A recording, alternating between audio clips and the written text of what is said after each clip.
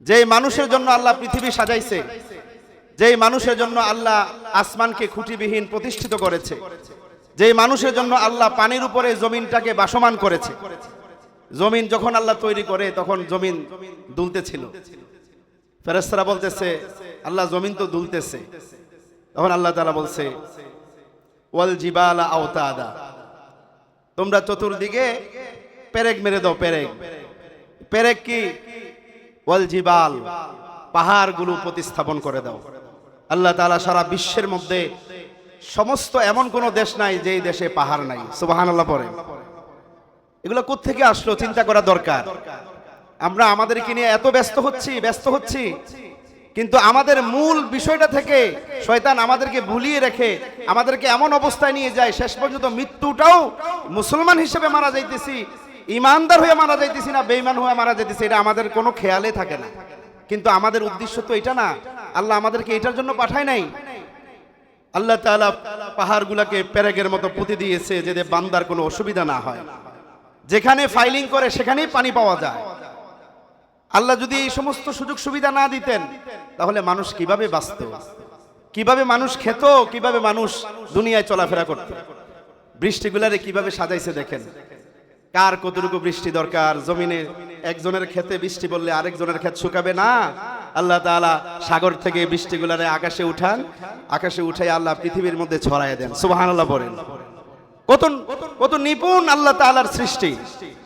এমন ভাবে বৃষ্টিগুলা পড়ে যাতে অঙ্কুর মাত্র চারা গজাইছে, ভারী বৃষ্টি পড়লে তো ভেঙে যাবে।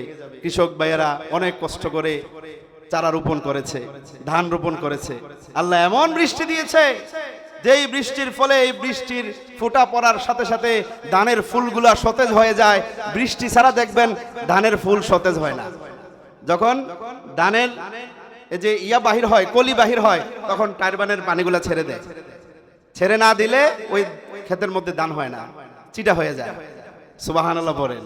আল্লাহু আকবার। আল্লাহ তাআলার সৃষ্টির বৈচিত্র্য যদি বর্ণনা করতে যাই, আল্লাহ নিজেই বলছে তোমরা পৃথিবীর সমস্ত সাগরের পানিগুলাকে কালি বানাও, সমস্ত গাছগুলাকে কলম বানাও। কুল্লাউ কানাল বাহরু মিদাদাল লিকালিমাতি রাব্বি লানাফিদাল বাহরু ক্বাবলা আন তানফাদা কালিমাতু রাব্বি। আল্লাহ বলতেছে সাগরের পানি শেষ হয়ে যাবে, কলম ক্লান্ত হয়ে যাবে, আমার নিয়ামত তোমরা লিখে শেষ করতে পারবে না। সুবহানাল্লাহ। আল্লাহ তাআলা মহান। তো আমাদেরকে বুঝতে হবে, এক সেকেন্ড যদি পৃথিবীর মানুষকে ভুলে যাই আমরা আল্লাহকে বলতে পারবো না। আল্লাহকে বললে বিপদ আছে। আল্লাহকে বললে কি আছে বলেন? কেননা সব কিছুর ক্ষমতা আমাকে দিলেও মৃত্যুর ক্ষমতা কার হাতে? কেননা সময় মতো ডাক দিবে। সাজ্জাদ জান্নাত তৈরি করছে,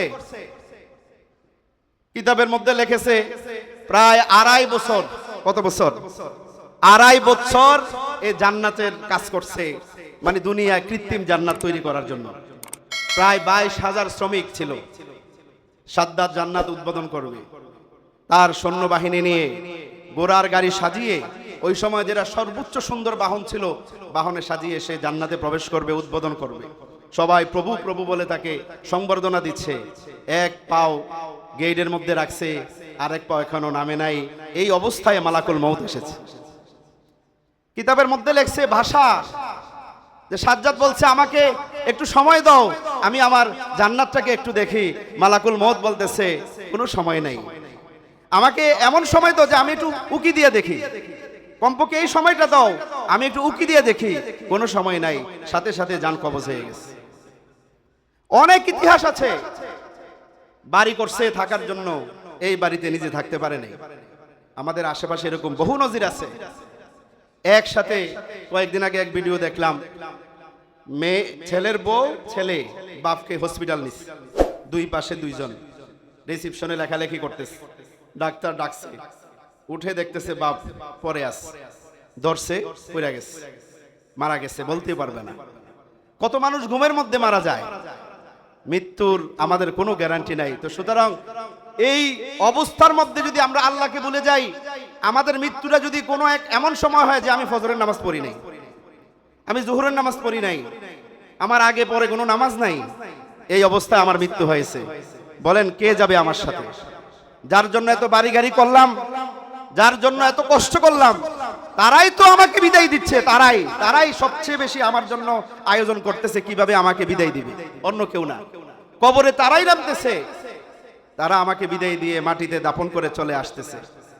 যে আল্লাহ পৃথিবী সৃষ্টি করছে, এই আসমানের মধ্যে দেখা যায় গ্রহ নক্ষত্র, এক একটা গ্রহ নক্ষত্র পৃথিবীর চেয়ে লক্ষ কোটি গুণ বড়, এটা বৈজ্ঞানিকরা বলছে।